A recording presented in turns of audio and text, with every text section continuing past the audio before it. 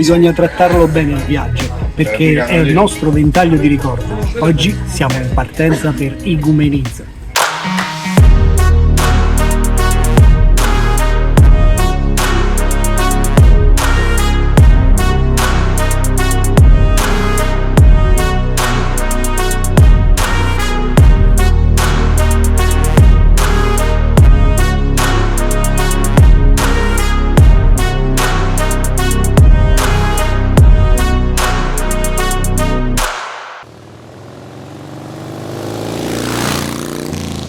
È la notte che non vola, Cardillo, eh?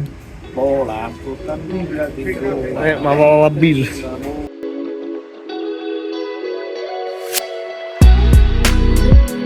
Prime luci del mattino, buongiorno a tutti. 5:30, siamo arrivati a Igoumenitsa e adesso si sbarca. Direzione Tessalia verso le Meteora.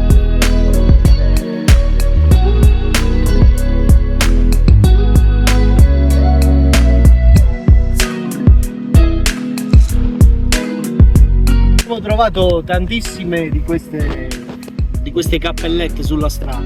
Qui si brinda all'anima del morto, ecco qui ci sono gli alcolici, si fa un brindisi, si beve all'anima del morto e poi dopo, se non stai attento e te li fai tutti quanti, il morto sei tu.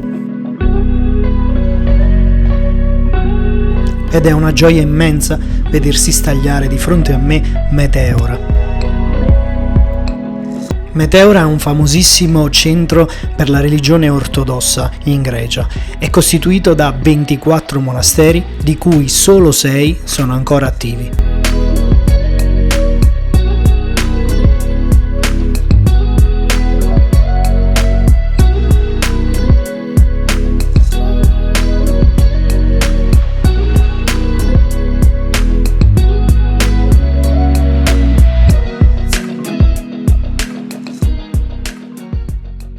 Siamo nella regione della Tessalia. Adesso il primo monastero che andiamo a visitare è quello di San Nicolao. Il primo e l'ultimo, per restare in tema. San Nicolao.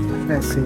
Le meteore sono, in greco sai che significa? No, significa sospeso nell'aria. Quelle sono le scale che i monaci tiravano fuori quando si barricavano all'interno. Su questa falesia di roccia bianca, dichiarata patrimonio UNESCO, si rifugiarono i monaci ortodossi in preghiera, perseguitati dai vicini turchi islamici. Diario di bordo. Ieri notte nel traghetto non abbiamo dormito niente e adesso stiamo facendo queste scarpinate, ma vale sempre la pena.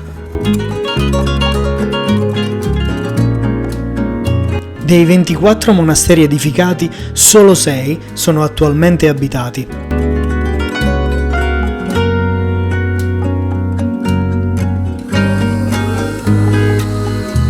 Il monastero di Agios Nikolaos è il più piccolo di quelli ancora attivi.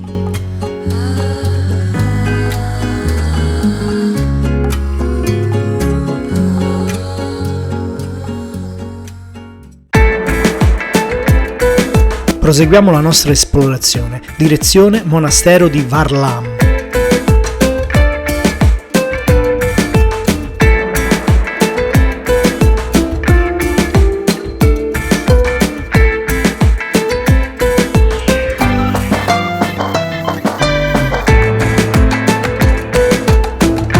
Mamma mia! Andò, guarda, vieni a vedere, vedi questo qua è il montacarichi, ma sta portando persone o il cibo? No, secondo me porta il materiale che stanno ristrutturando. Sì, stanno ristrutturando. La morfologia di questo posto è... Andò, secondo te, Avatar da dove l'hanno preso? Dalla Meteora. Secondo me sì. Il monastero di Varlam fa parte di un gruppo di 6 monasteri chiamati monasteri dell'aria o monasteri del cielo. Il nome Varlam deriva dal primo monaco che vi si trasferì, costituì delle cellette di preghiera e una prima chiesa.